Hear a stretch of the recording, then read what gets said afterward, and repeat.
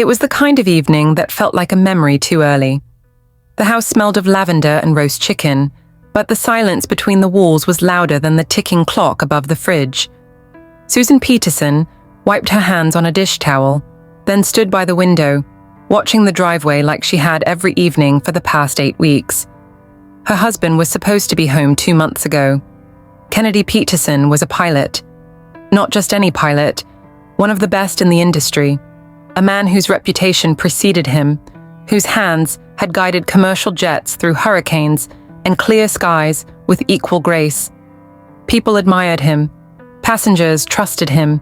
His family loved him. But these days, Susan didn't know who he was anymore. Their home had always been quiet, even with 3 children. Now grown, Bella and Rebecca were away building empires of their own. One behind a camera, the other behind a sewing machine. Their son, Caleb, the youngest, was away at college.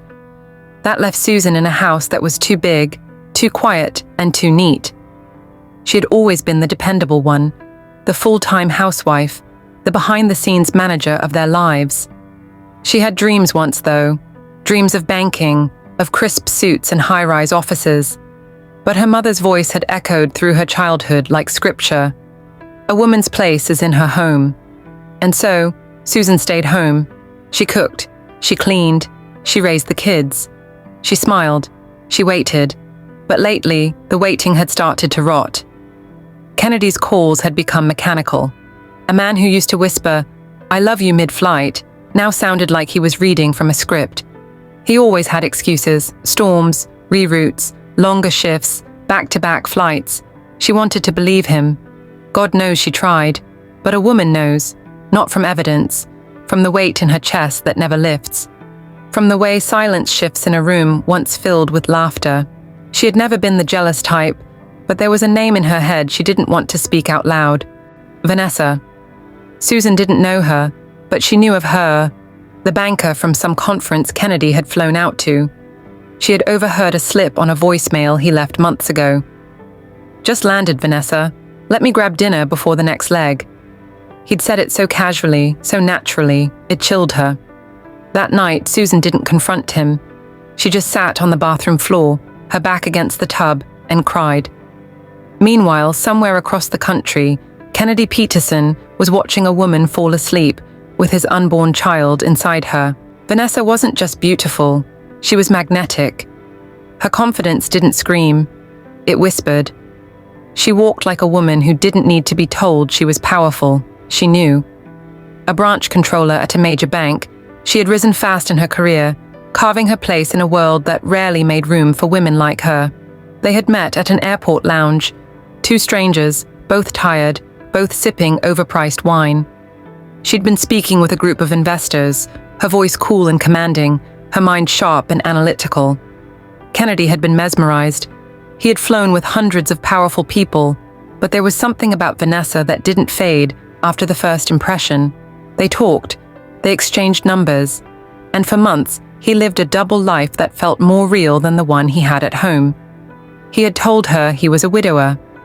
It had come out so smoothly, he shocked even himself. When she pointed out the wedding band on the wrong finger, he chuckled and said, "Habit. Sometimes the pain doesn't leave just because the person does." Vanessa had touched his hand and whispered, "You don't have to explain." And that was it. They became something intoxicating. Secret hotels, getaways to Portugal, gifts hidden under seat compartments. Love, if you could call it that. Or maybe it was just distraction, disguised as romance. Then came the test he hadn't expected. The pregnancy. She hadn't cried. She hadn't panicked. She smiled, a slow, careful smile, and said, "I want this." And to his own surprise, Kennedy had said, "Me too." In that moment, something shifted. He stopped calling Susan, stopped replying, stopped pretending. Vanessa was all he could think about. And for Susan, the silence at home became unbearable. She stopped sleeping. She stopped eating full meals. Every time the phone rang and it wasn't Kennedy, something inside her cracked. Until one night, at exactly 2:17 a.m., the silence woke her, and with it, a terrible knowing. 2 weeks later, with shaky hands and a shattered soul, Kennedy stood in front of his home again, only this time with a 4-month-old baby cradled in his arms. The boy's name was Nathan. His eyes were brown like Susan's, his lips shaped like Kennedy's. He had no idea what he was going to say. No speech prepared, no apology rehearsed. Vanessa was gone, dead after a complicated labor that spiraled too fast for doctors to control. He hadn't even been allowed to attend the funeral. Her mother had blamed him for everything, called him a liar, a fraud, a murderer of her daughter's peace. But he had signed the birth certificate.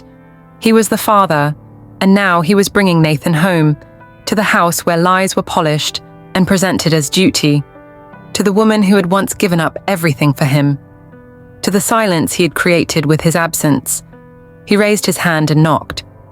Inside, Susan stood in the hallway, staring at the door.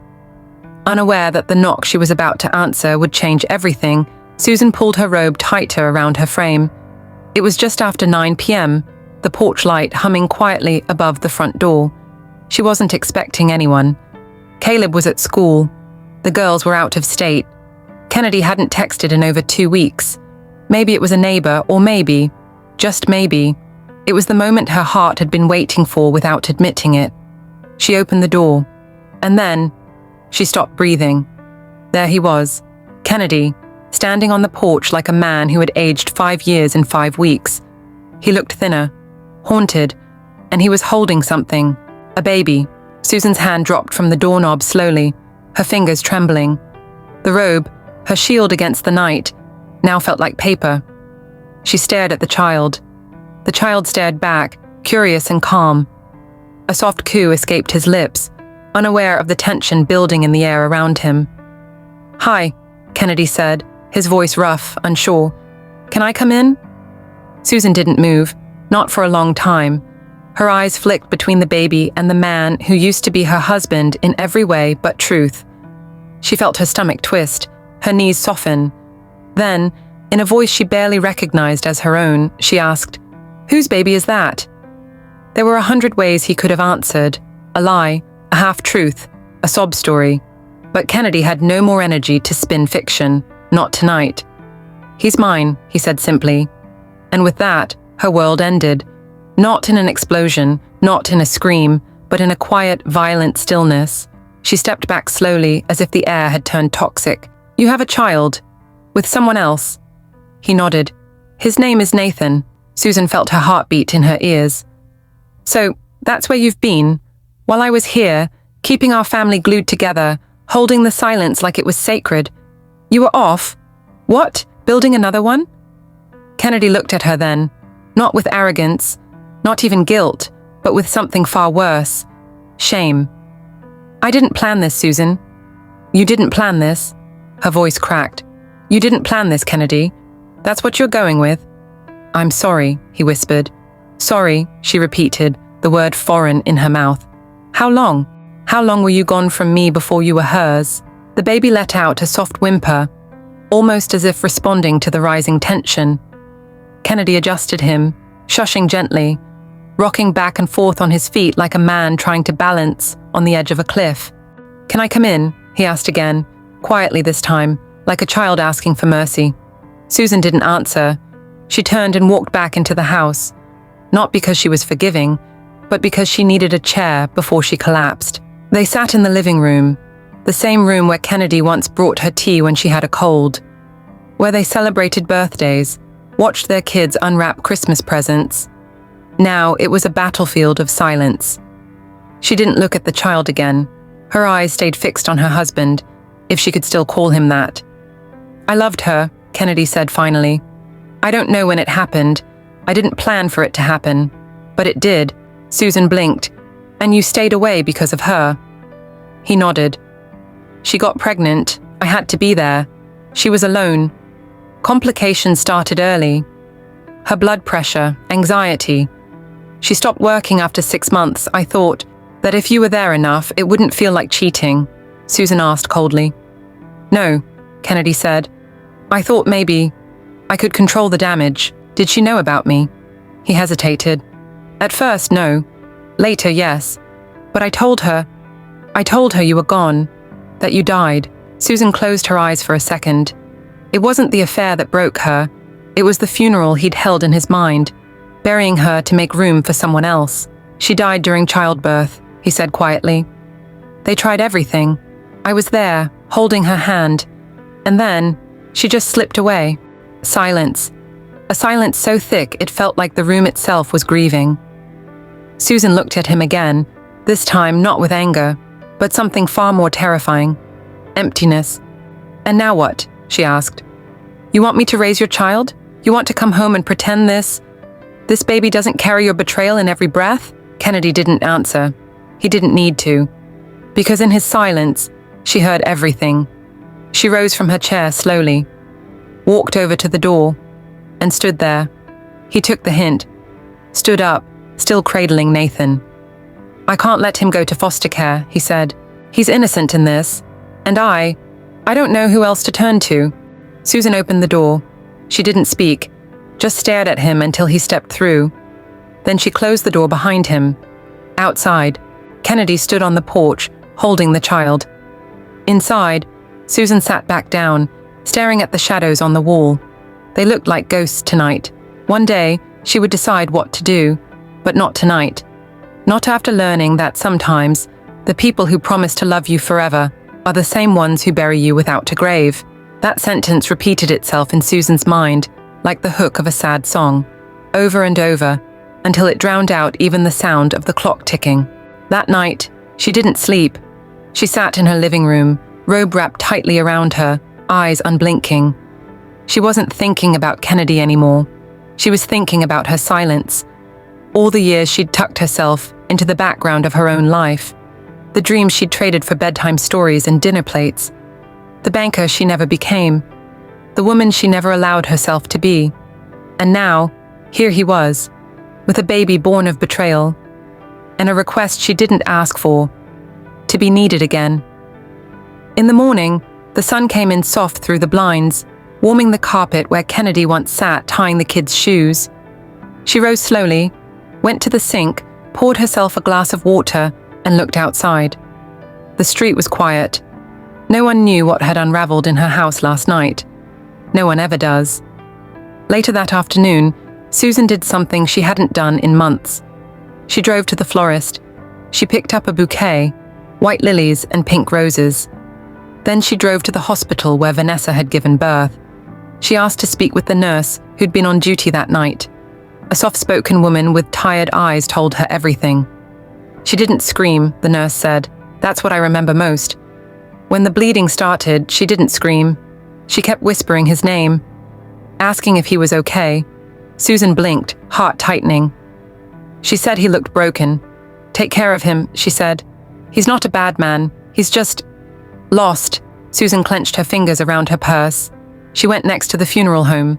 There was no grave, just ashes, picked up by an uncle in another state who never came for the child. No service, no flowers, no closure. Susan left the bouquet anyway. Then she went home. She found Kennedy in the guest room, fast asleep with Nathan curled against his chest. A man who once commanded the skies, now grounded, by grief, by consequence, by a child who knew nothing of sins or sorrow. She watched them for a while, then whispered, "All right." Kennedy stirred. "What?" "I'll help you raise him," she said, "but not for you." He sat up, eyes searching. "For me," she said, voice steel-wrapped velvet. "Because I'm tired of being the woman left behind." 2 years passed. Nathan grew. Susan grew too, in the quiet way women do when they decide to stop disappearing. She didn't take Kennedy back, not in the way he hoped. They co-parented, lived in separate rooms. She started teaching at a community college, took courses online. Her world, once so small and orbiting around others, now had its own sun. People talked. Some called her strong. Others said she was a fool. But none of them knew what it was like to hold betrayal in one hand, and a baby who smiled with his father's dimples in the other. One afternoon, at a small family gathering, her daughter Bella asked her, "Do you ever wish you had just left?" Susan looked at Nathan, now too, giggling with Caleb in the backyard. Kennedy was nearby, quiet as usual, more humble than ever. "I do," Susan said honestly. "Sometimes I still want to, Bella frowned. Then why stay? Susan smiled faintly. Because some stories don't end when the heart breaks. They end when the heart heals. She sipped her lemonade, eyes on the horizon. And sometimes, she added, the most powerful kind of love is choosing not to run.